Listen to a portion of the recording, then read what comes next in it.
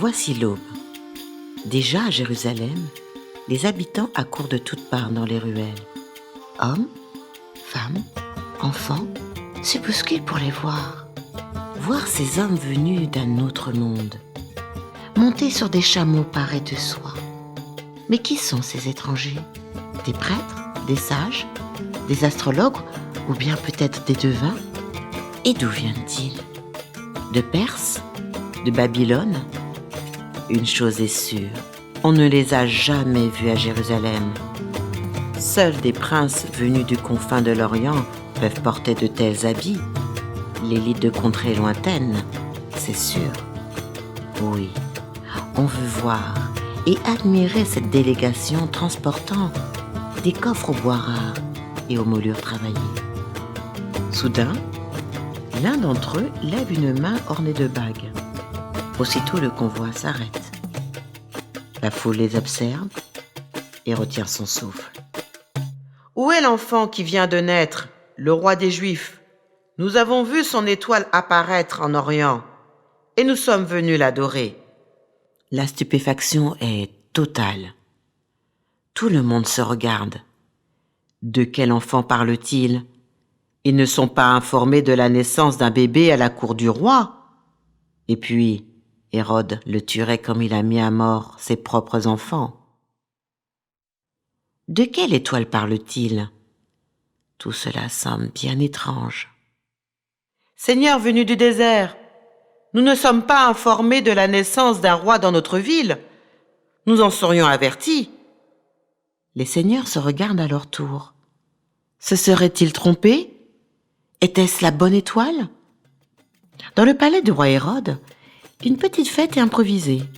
Tous ses généraux et ses amis sont là. On mange, on boit à volonté, on rit, on chante et on admire le spectacle des danseuses dénudées. Ah, Hérode est satisfait. Il aime les fêtes, les réjouissances, la popularité, la gloire et les honneurs. C'est lui le maître de ces lieux, le roi de toute la Judée, le Seigneur. Personne, non, personne n'est au-dessus de lui. Non, personne. Il se tourne vers ses convives, demandant le silence en levant son verre. La musique s'arrête, les danseuses s'éclipsent et tout le monde se tourne vers lui. Qui est votre roi? Hérode? Hérode, tu es notre majesté incontestée. Ah oui, je l'avais oublié. Merci de me le rappeler. Et tous ses convives partent dans un éclat de rire. La musique reprend de plus belle avec son lot de mondanité. Un homme se penche discrètement vers lui et glisse à son oreille.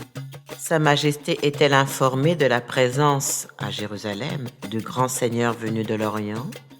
Il paraît qu'ils sont à la recherche d'un enfant roi. Hérode manque de s'étouffer. Comment? De grands seigneurs venus de l'Est? Enfant roi? Est-ce une plaisanterie de mauvais goût? Oh non, roi Hérode, je les ai moi-même vus. Ils sont à la recherche d'un nouveau roi. Oui, c'est ça, d'un nouveau roi. Mais Hérode ne l'écoute déjà plus. Un événement lui aurait-il échappé? Pourtant, il avait pris toutes ses dispositions, en éliminant chacun de ses rivaux, anciens amis, serviteurs, ennemis, prêtres, tous ceux qui s'opposent à lui. Il quitte précipitamment la salle. Troublé, il convoque immédiatement les chefs religieux dans la salle du trône. Êtes-vous au courant de la présence de ces hommes venus de l'Orient? Et si oui, que font-ils sur mon territoire? Ah, effectivement, ô roi Hérode, nous sommes informés de la venue de ces sages païens. Ils sont venus pour rendre hommage à l'enfant qui doit venir. Quel enfant? Quel enfant roi? Que disent les textes sacrés au sujet de ce roi qui doit venir? Où doit-il naître? Soyez précis. Selon les Saintes Écritures, ô Majesté, le Messie promis doit naître à Bethléem, en Judée. Hérode est fou de rage. À Bethléem? Enfant roi? Son rival est donc né là-bas dans cette petite bourgade au fin fond de la Judée? Comment est-ce possible? Comment déjouer ce plan divin? Hérode renvoie les chefs religieux et convoque les princes d'Orient. Il les traitera avec honneur, bien sûr, à la hauteur de leur rang. Mais l'audience devra néanmoins rester secrète. Le roi est assis sur son trône. Son visage est fermé et son regard est froid. Soyez les bienvenus à Jérusalem, mes seigneurs. Votre présence nous honore. Que puis-je faire pour vous être utile?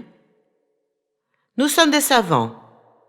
Nous étudions les astres et leur signification. Cela faisait des années que nous étudions l'apparition d'une nouvelle étoile, celle qui devrait annoncer la naissance du roi du Juda. Nous l'avons vue, il y a de cela quelques mois. Nous avons traversé collines, montagnes et déserts pour lui rendre hommage. Nous pensions le trouver chez toi, ô roi Hérode. Non, il n'est pas ici, malheureusement.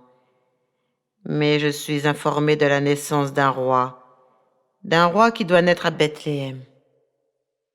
Mais avant de poursuivre votre quête, restez dans mon palais, vous resterez. Et il ajoute avant leur départ, lorsque vous lui aurez rendu hommage à ce roi, revenez à nouveau, avant de reprendre votre long voyage. Par conséquent, vous m'informerez de là où se trouve l'enfant, que j'aille moi-même l'adorer.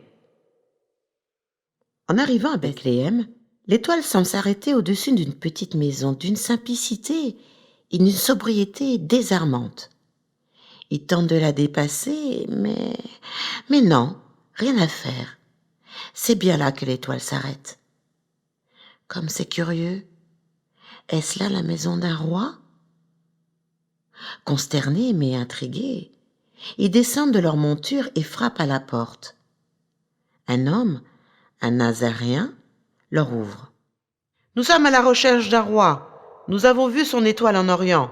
Est-il ici? N'ayez pas peur. Nous sommes venus pour lui rendre hommage. » Joseph reste interdit en voyant ces nobles richement vêtus devant sa porte en pleine nuit. Il invite les étrangers à rentrer dans l'unique pièce de son foyer. Une bonne odeur de pain frais et de graines grillées s'en échappe.